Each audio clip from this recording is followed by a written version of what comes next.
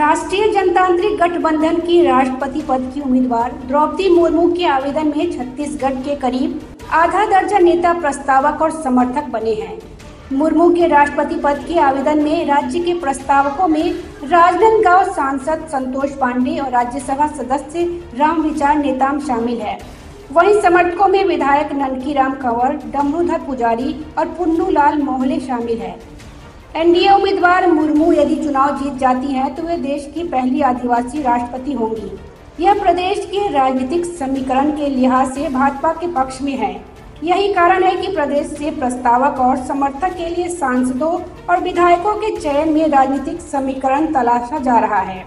राजनीतिक विश्लेषक कह रहे हैं कि भले ही चुनाव राष्ट्रपति का है, लेकिन समर्थक और प्रस्तावक बनाने में प्रदेश के चुनावी समीकरण को ध्यान में रखते हुए प्रदेश से 3 एसटी, 1 एससी और 1 सामान्य वर्ग को शामिल किया गया है।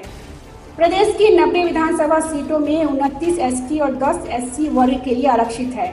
2018 के चुनाव में भाजपा को इसमें से क्रमशः 2 और 1 सीट ही मिली है।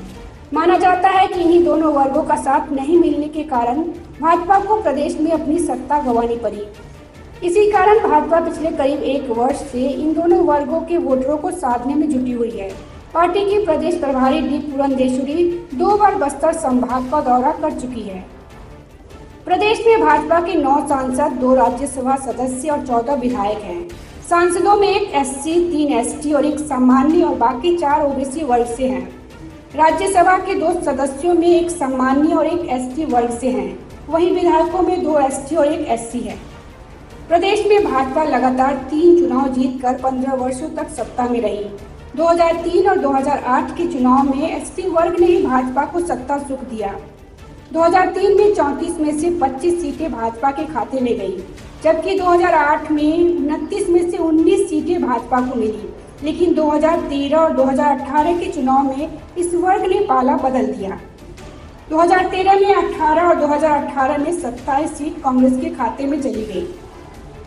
भाजपा प्रदेश अध्यक्ष विष्णुदेव साय ने कहा, भाजपा ने आदिवासी समाज की नारी शक्ति का अद्वितीय सम्मान किया है।